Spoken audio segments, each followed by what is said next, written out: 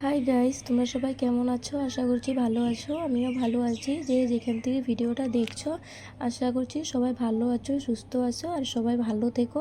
আর please আমার video যদি তোমাদের কাছে ভালো লেগে থাকে তাহলে লাইক কমেন্ট শেয়ার করে দিও।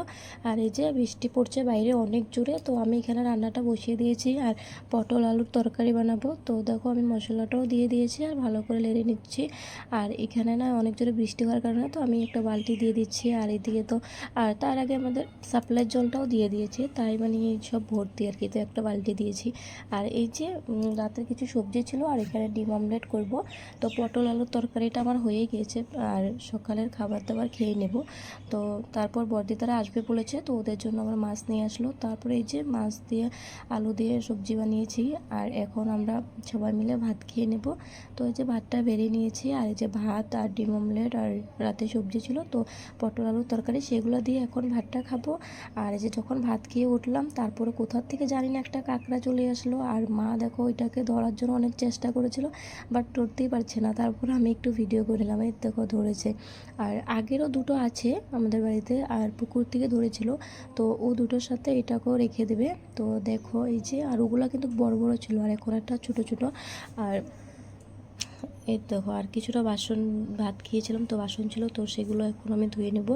তারপরে যে দেখো বৃষ্টিটা কমার পরে অনেক জোরে মানে অনেক রৌদ্র উঠে গিয়েছে। তারপর কাপড়গুলো ভিজা ছিল তো তো সেগুলো মা মানে রাস্তাতে লাড়তে গেছে, তো আমিও মার পিছন পিছন গেলাম। এই দেখো মা কাপড় মেলছে। তো পরে কাপড়গুলো মেলা হয়ে গেলে আমি আর মা আবার একটু ঘুরতে যাব। তো দেখো আমি আর মা আবার একটু ঘুরতে গেলাম। এই রোদের মাঝে পুচকি ঘুরতে যাবে বায়না করছিল তার জন্য। তো দেখো আমাদের বড়দি আর যে ভুনু আর ভাগ্নেটা চলে এসেছে। তো দেখো আমরা সবাই মিলে একটু গল্প সল্প করছিলাম। আর এখানে বাবু নারকেলটা খাচ্ছে আর মা কী করছে দুষ্টমি করে দেখো। তো মা জানেই না, ওরা কিন্তু জানে না আমি যে ভিডিও করছিলাম। তো দেখো সবাই মিলে এখানে বসে বসে গল্প করছিলাম। তারপরে ভাবছি একটু ঘুরতে যাওয়া যাক, তো সবাই মিলে একটু রাস্তা দিয়ে হাঁটাহাঁটি করছিলাম। তো আমরা রোজ দিনের কাম যেটা মানে বিকাল হলে সবাই একটু রাস্তা দিয়ে হাঁটাহাঁটি করি কি, তো ভালো লাগে আর কি। তারপর আসার সময় আমি কিছু কাপড় ছিল তো সেগুলো নিয়ে আসলাম। তো আনার পরে এখন আমরা সবাই মিলে চা খাবো। তো মা এখানে নারকেল কুড়াচ্ছে।